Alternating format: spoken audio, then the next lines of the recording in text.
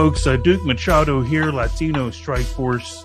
We've got a really interesting program tonight, visiting with an expert on the Republican Party, the GOP, our good friend, because we're going to be allied as we work together through the years here. Michael Zak is joining us. If you don't know Michael, you're really not looking at all. If you don't know him, then you don't know about his books, you don't know about his videos, you don't know about his blog. It's grandoldpartisan.com. That's where you'll find out more about him. But Michael, you're with us now, Latino Strike Force. How you doing? I'm doing very well and glad to be with you. Thank you. So I noticed your T-shirt. That's Abraham Lincoln with headphones. It's like he's a podcaster. That's right. Hip Hop Lincoln. Hip Hop Lincoln. I like that. Okay, so let's get into this. Do you call yourself an expert, a party expert, or a historian? I'd say I'm a Republican Party historian. Mm-hmm. And why are you drawn to that? I guess. Well, I mean, I've got reasons why I think you would be, but what's your reasons? Well, years ago, when I decided to write Back to Basics for the Republican Party book there, mm-hmm. Yes. The history of the Republican Party from the Republican point of view, it was very striking that history books then and now are written by lefties, and what the perception of the Republican Party, even its leadership, was based on what Democrat professors and quote experts had written. So I said, mm-hmm. I'm going to write a history of the Republican Party from the point of view of the Republican Party. Yeah. And it had quite an impact among the leadership. I spoke at Republican events in 31 states, and it began the Republican Party's concern about its heritage. Before then, there was pretty much nothing. And the Republican Party began, then the Civil War, and then it was pretty much over until Reagan. And I said, I'm going to tell this story properly from beginning, middle to the end. Yeah. I'm very proud of it. And it's easy. I found out it's easy to write a long book. It's difficult to write a short one. What do you say about this particular topic in 3 sentences and make it count? So I think I accomplished that. Well, we know how the Democrats work. We know they're totally infiltrated by communist, socialist-minded people. And so we know what their tactics are. And their tactics are to tear us down, to tear down what we believe. And, right. Some of the things that, the Republicans are racist. We're all white supremacists. Yeah. All these racist attacks, when the truth it couldn't be further from the truth. Well, they don't care about truth; they care about power. Yeah. They consider themselves at war with us, at war with the country, and so in their view, in a war, you don't care about truth; you care about winning. So they want to win. Well, and they use the propaganda, and they go after, they've gone after the Black community for a long time, and they've got most Black Americans convinced that it was white Republicans that wanted to keep them in slavery. Isn't that amazing? Yeah, and I want you to elaborate on that a little bit. Sure. Well,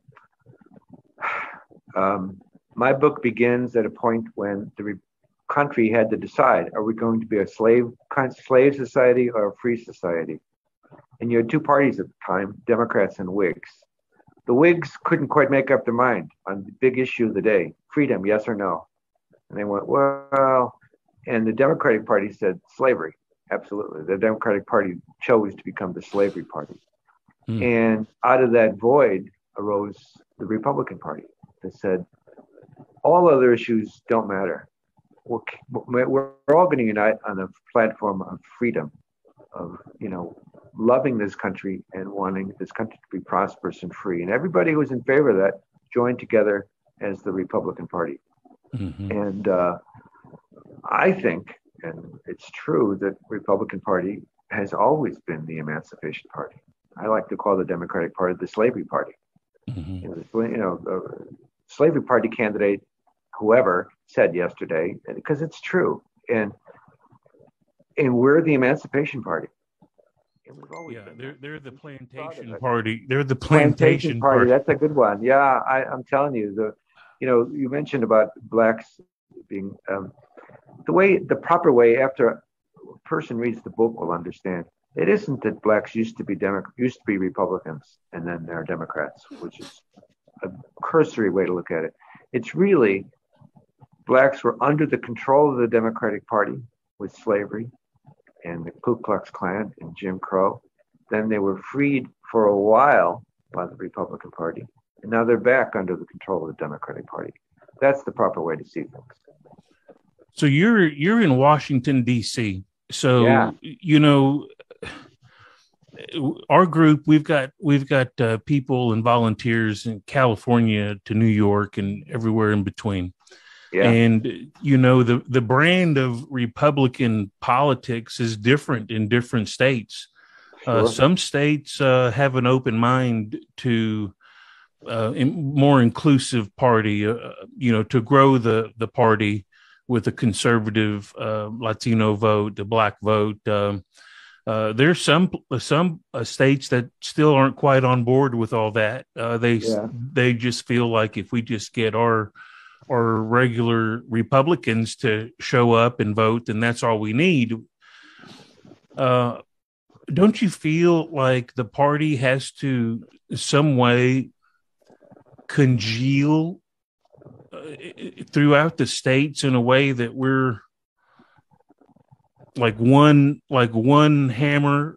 It seems like we're divided in so many factions. That's again why I wrote the book. Our heritage is that unity. That if Republicans, as I like to say, I'm at the end of my video, my tagline at the end of every video is, the more we Republicans know about the history of our party, the more the Democrats will worry about the future of theirs. And I mean, that's our unity.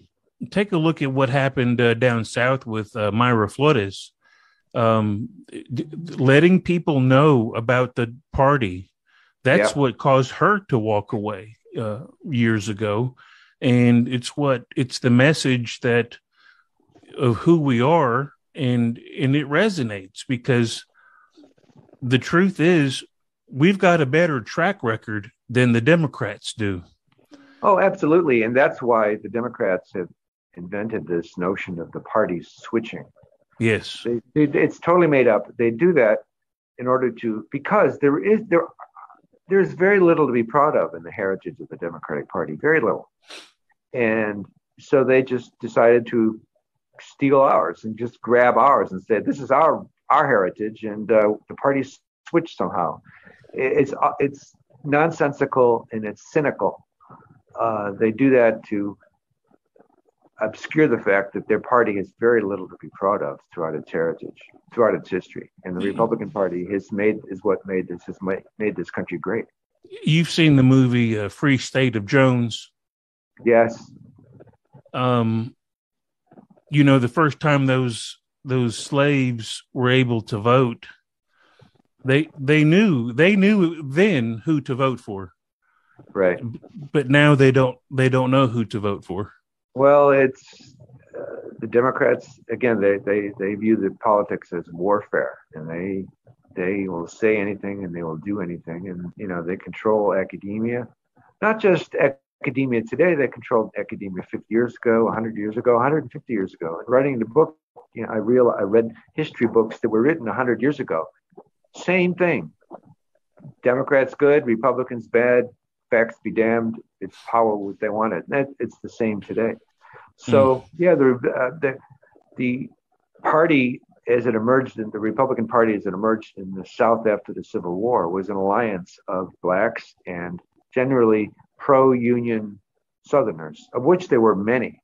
It's a gross simplification to say when the Civil War began, everybody in the South was it's a great simplification to say that when the Civil War began, everyone in the South was for the Confederacy. Not true at all. Appalachia, the Ozarks, generally the poorer you were, the more likely you were against the Confederacy. And that anti-Confederate element within the society generally became the Republican Party after the Civil War, and united with the emancipated slaves. And we're all familiar with the Ku Klux Klan, which was, of course, the terrorist wing of the Democratic Party. It was sort of like the Antifa of the Democrats today. Yeah. And they murdered thousands of white Republicans as well as black Republicans. It was a very successful campaign to eradicate the Republican Party in the post-Civil War South. And then people can say, well, and I explained in the book, here it is again, Back to Basics of the Republican Party. I explained, well, what happened? So yeah, that's the book. What happened to the Klan after the Civil War? Well, the reason it went away was once the Democratic Party regained political control of the South, they didn't need this extra terrorist group. So because they controlled the levers of power, so they didn't need the Klan anymore. And I'm not the first one to make this observation. Antifa, burning down cities and running amok in 2000. And then what happened? The Democrats went to control of power, and they just snapped their fingers, pressed the button, whatever you want, and Antifa kind of went away. Very, very similar to what the Democratic Party did with the Ku Klux Klan. Yeah. It's an untapped terrorist force that they use when they need it, and they turn it off when they don't need it. So, again, not to coin a phrase, but the more things change, the more they stay the same. Yeah, it's why you got to know your history. I like reading a lot about Texas history. Yeah. The Republican Texas,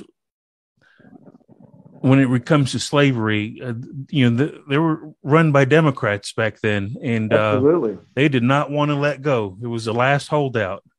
That's right. Well, we just observed Juneteenth, which was it was missing from that, of course, is any notion of political. It was the U.S. Army showing up in Texas and saying, "Okay, Democrats, war's over. You have to free your slaves right now." And the Democrats are like, "Do we really? Oh, gee, Yeah, we don't want to. We don't kind of want to." It was the Army forcing the Democrats to give up their slaves in Texas. That's the true era. That's the better background of Juneteenth, which is totally missing from any observation today, because the Democrats, they fight to win. Our motivation as a party is to make this country a better place and to foster prosperity and individual choices and opportunities. They don't look at life that way at all. It's about power and money. Some people, when they just hear the words "grand old," just those two words, it's like the hair on their neck raises up, and then it sounds to them, that in itself sounds racist. That sounds like old Grand Wizard KKK members. The Klan, Democrats, all of them, by the way. Oh, and I explained in the book why the Klan had these goofy names like Wizard and Dragon and Kleagle. Robert Byrd, Joe Biden's buddy Robert Byrd in the Senate was the Kleagle. I explained it in the book. Why do they have these goofy names? Cyclops, there was another one. It was intentional. It was to downplay their militancy, so people wouldn't take them seriously. Oh, they're Dragon, Cyclops. There's a bunch of goofballs. Wrong. They could have called themselves, Supreme Assassin Number 1 or something, but they did it so people wouldn't take them as serious as they were taking the country. And so the Democrats just, again, I like to say, play to win. So our main what we can do is learn our heritage, and not only learn our heritage, love it. I explain it this way. I keep a blog, grandoldpartisan.com. Every single day there's a hero. It celebrates heroes and heroics of the Republican Party. And I do a video version on YouTube. And you might think, well, it's just some guy who lived back then or some incident. Wrong. if the Democrats had this heritage of achievement that the Republicans had, they would talk about it all the time. Every day, it would be a talking point from the White House. The media would celebrate some person who, well, they don't, because there isn't much to say from the Democratic side. Yeah. There's really Jim Crow. You got Jim Crow laws. You got slavery. Endless. And not just, but we Republicans have this tremendous heritage to talk about, and it's from us silence. So in a better world, my book and my blog would have been, gotten a wider voice, but I'll quote Frederick Douglass. So it's like people say, well, why do you do it when, you don't have as big an audience as you deserve? And I quote Frederick Douglass: doing the right thing is always the right thing to do. I feel that way sometimes in our movement, that, you just have to keep moving. You have to keep taking those steps, and just know Absolutely. That at some point someone's going to say, oh, look at all this that has been done. It's all laid out for us. Here's the roadmap. Yeah. I want to ask you today, like, again, here in Texas, our Senator John Cornyn is in a lot of hot water. He's already been labeled a rhino. Yeah. And I know a lot of party people don't like it when others label other party members as rhinos. But were there always rhinos? Have there always been rhinos? Well, in the old days, the split was I would suppose so. You had the split was between radical Republicans, and in history books they're talked about as vengeful people. What they were radical about, they were radically against slavery. And so I say in the book, hey, reader, if you had been alive then, would you have been moderately against slavery, like kind of, sort of, or radical? Yeah, you would have been a radical Republican too. And so you had another wing of the party, which were called, you wouldn't use the term today, but they were called half-breeds, like half and half, and would that be like an independent? well, sort of, because what happened was that wing of the party split off from the Republican Party and called themselves the Liberal Republicans. And then they became, you probably heard, they became basically Democrats. A couple of election cycles, that element of the party split off and became part of the Democratic Party. So we've been through this before. Now, I wouldn't be disparaging and kind of, I wouldn't do that, disparaging and personally taking on people and calling them names like that. Ronald Reagan said a person who's, what is it? 60 or 70%, whatever the percentage 70, isn't 10. If he's 90% of my friend, he's not 10% of my. If he agrees with me on 90% of things, he's not 10% my enemy. Totally agree with that. So I would keep name calling and all that totally out of it. Do you ever go around find people and try to convince them to be Republicans? Online, I do. People comment and it's so clear when I'm talking to these people that they're victims. And I tell them sometimes, I say, you are a victim of the Democrat propaganda machine. I feel sorry for you. Like, oh, geez, if only you knew the story. And they don't know the story. They don't know the truth. But rather than focus on Democrats, my book focuses on Republicans. It's not, hey, Democrats are bad, Republicans are good. No. Hey, Republicans. It's not a conversion. It's not a conversion book. It's understand who you are. Book. Understand this. My book is focused on Republicans. Learn your story. Love your party. Love what your party has done for this country. That pride, that knowledge, that's the unity that will bring together disparagingly called rhinos and the not far right, but the Republicans like to call themselves the mainstream. The uniting force for us will be appreciating and knowing and appreciating our heritage as a party and why it began. My blog, as I mentioned, is Grand Old Partisan, because I'm proud of that. The current term Grand Old Party was because the Republican Party won 6 elections in a row, narrowly lost the 7th, and then came back. And their theme was the Grand Old Party is back. And that just sort of stuck. Mm-hmm. So it was a celebration of victory, you know. Yeah. And I talk about the origin of the party. And when I discuss it right now, you can think of a similar mechanism that's going on today. What you had was, again, the Democratic Party had definitely become the pro-slavery party. And not just, you know, slavery, not just bad for slaves. Slavery's bad for everybody except the top elite. It's bad for poor people. It is bad for the economy in general. It promotes violence. It subverts the rule of law. It's just bad. Inhumane, slavery, everything. It's a slave society. You need a police state to enforce it. It's hideous. And people who were for it were Democrats. Because people at the top gain, obviously. Look at today, you know, we have this great concentration of wealth that's going on under Biden. Top corporate bigwigs, they're raking in the money. So the top, just like today, just like then, the top elite of the Democrats make the money.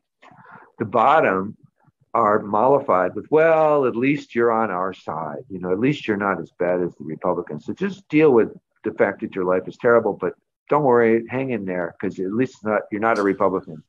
It sounds silly, but it works. That psychological attack. Yeah. So back to the early Republicans. So people who joined together said, we do not want a slave society in this country. All other issues that we disagree on are going to have to take a back seat. And so there was this really messianic fervor, really, that brought everybody back together. Everybody who wanted a free society came together and joined the Republican Party. And it stitched itself together beautifully and almost seamlessly because people realized the importance of what they were doing. This wasn't about scamming and getting ahead. This was about saving the country. And so people really would put aside sometimes they didn't like each other. They had antipathy toward each other. And they said, you know, we're just going to forget that right now because we have a country to save. And if we're arguing about taxes or tariffs, you know, that's going to have to wait for another day because we have a country to save. So similarly, I'd really like for Republicans to view it similar to as the country starts to collapse and becomes totalitarian. I wish all people of good faith, or as I call them, friends of freedom, would say, hey, you know, the other issues that divide us are personal rivalries. I wish we just put that aside for right now. We have a country to save. And so if a person reads about how the Republican Party came together, they'll realize, hey, we can have that same kind of movement and unity that brought us together in the first place. Well, I know a lot of people have read your book. I know of a woman here in Waco who showcased it many years ago, and Rachel Woods. She talked about how awesome that was an impact, made an impact on her. If they want, you said you're also on Amazon, or where did you say? It's on Amazon. The book is for sale on Amazon. And I have that Rachel Woods clip, by the way, on my blog, Grand Old Partisan. It's yeah. I filmed that myself. Yeah. Oh, well, it was meant to be. So let me ask you. Yes, sir. Go ahead. No, book is where? The book is on Amazon, of course. The blog is Grand Old Partisan, and every day of the year. And I noticed, I can tell the people just flipping through it, like reading a story, like, I don't know what happened the next day. What happened the next day? Yeah. So that's a joy to see that. And then the videos are on YouTube. And I also have them on Rumble in case I've branched out to Rumble, and I've branched out also onto Truth Social. So you're getting out everywhere. Yeah. I'm Grand Old Partisan on Rumble and Truth Social. So I try to get out there. Yeah. What do you do for fun? Is this it? Do you like to write and do the blogging? Well, if you read the articles or listen to the videos, which are short, you might think, well, that's it. Well, no, it's hard to find something to write about every day. Preparation. Yeah. Yeah. Yeah, every day there's something, and that's the difficult part. What do I? Well, I Mm. mean, I do it ahead of time, but it's I try to fill up the calendar with articles that would be of interest, and also they live forever. See, rather than in addition to just a blog talking about today's politics, and a week later nobody cares. My stuff is like an online archive of the Republican Party. Yeah. That's what I'm really trying to accomplish. So when people Google or use DuckDuckGo or whatever and find, who was the first this or Texas Republican history, Yeah. my articles will pop up, and there's quite a few. I write about. Oh gosh, his first name escapes me, but anyway, there's many early Republican heroes that are on like the first Republican mayor of Houston, the first Republican mayor of Dallas, and these guys are just terrific people. And someone wrote about some semi-obscure congressman who was a great guy. He wrote to me. He said, yet another obscure Republican. I've used the phrase now, but he said, yet another obscure Republican who was a better person than nearly every Democrat ever. It's funny. He opposed it was in the South. He opposed the Confederacy. He worked for the rights of freed men, which were slaves. He was a businessman trying to get the economy going again together. And of course, he was a Republican. And it's like, yeah, what a great guy. Compare that to the rogues gallery of Democrat heavyweights we have today, and there's just no contest. That's why I write about him. I want people to appreciate this. Here's this wonderful person who devoted his life so that you today could live in a free country. Yeah, and there was a lot of sacrifice, and it wasn't. I mean, your life was on the line in a lot of ways. There was lots of Republicans in the South were murdered. But it's not just in the South. In the North, a lot of you had to have courage in a different way to be a Republican. And I talk about the city machines in the South, and I mean the North. Tammany Hall. We've all heard of Tammany Hall, which is the super corrupt Democratic Party organization in New York City. I mentioned the book. I say, yes, there were some accusations that some of the people, former slaves and whatnot, who gained power in the South right after the Civil War, there were some, it was less than perfect in some ways. But I said,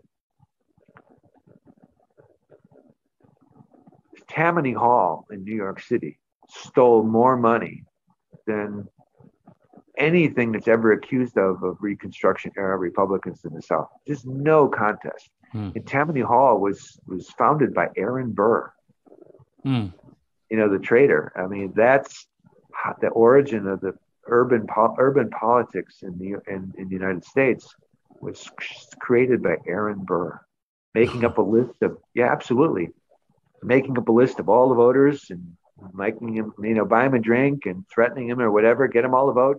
Boom, boom, boom, to the polls, do whatever it takes. That was Aaron Burr thought of that. It hadn't been done before. It was very high-minded before, oratory and sending out leaflets. And Aaron Burr said, no.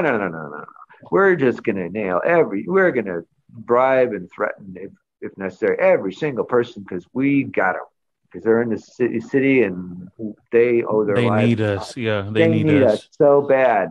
And that was that's one thing when people say what's the difference, to me there's a lot of differences, but just capitalism. Democrats are really not for capitalism.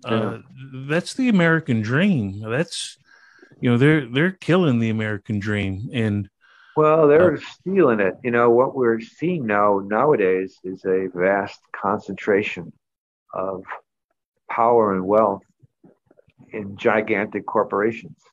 When you think of, NBC News, you say, oh, I can't believe that NBC News reporter said this and this. He's not really a reporter. He's an employee of Comcast. Yeah. This gigantic media company. And so-and-so on ABC News, no, that person is an employee of a gigantic corporation. Yeah. They're benefiting tremendously from this economic decline.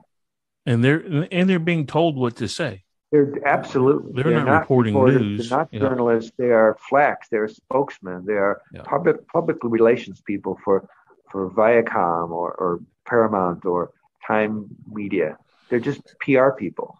Yeah. And we have to treat them like that. And it's a big mistake for incumbent, or was a big mistake when incumbent politicians shall we say, still viewed them as reporters and tried to reason with them and to have one-on-one discussions. Yeah. The one that gets me is old Jim Acosta. That guy just wears me out. But he's not an independent person. He's just a PR no class on top of it. Just no class. But that's the way to look at it. They're just, they're just like, again, publicly relations people for giant corporations, which are making tremendous amounts of money right now as the middle class and the working class struggle. Yeah. They don't care. He's being paid huge amounts of money because his company is making billions off of this depression that we're about to enter. Hopefully, we don't. But I tell you, I don't want to tie you up all night, and I know you're busy. You've got to get your show prep for your own program and all that. But I do enjoy talking about the history of the party, especially with an expert in that historical background like you are. Well, I appreciate all the work that you are putting into it, and it does matter. And it is an archive that if you weren't doing it, who would have it done? Nobody would have it done. I'm it. There's a lot of it. pundits out there. There's no one in the country doing what I'm doing. That's focusing crazy. on the heritage of our party and creating this online archive. Yeah. My hat's off to you. It's quite a dedicated endeavor, and I appreciate that. I'll give you a final word. Well, I wrote back to basics for the Republican Party to unite the Republican Party so that we could have a common core of our beliefs of what our country's about, what our party's about. And the title, again, back to basics. That's what I'm trying to get. And like I said, when the early Republican Party came together, because they focused on what really mattered and didn't care so much about minor issues, the basics is what they wanted. We have to do the same thing. Our country is under grave danger, and the basics is let's save this country. And some of the minor issues and animosities, we just have to forget about for right now. So that's number one. Number two, blog is grandoldpartisan.com. Oh, tomorrow is about the hero of the 1964 Civil Rights Act, who was Republican Senator Everett Dirksen. Yeah. Everybody knows that. Everybody knows that. Yeah, well, it's about a black-owned newspaper praising him for being champion of the 1964. Oh, that's awesome. I'll be looking forward to hearing that. Thank you, sir. All right, folks. Still Partisan on videos, too. Yes. Yeah, you're doing a lot of work. I know it takes a lot of time and effort to do that kind of daily task, and so my hat's off to you. Michael Zak, all the way from Washington, D.C., ladies and gentlemen, that's him. We'll get him back on. We'll do updates and get new tidbits of info and history. That's always going to be fun. But go to his website, check him out, grandoldpartisan.com. Buy his book. That would be really nice. You can do that on Amazon and maybe even on your site too, I'm guessing. Sure. But I appreciate you guys tuning in. I'm Duke Machado, Latino Strike Force. We're out of here. Great. Thank you.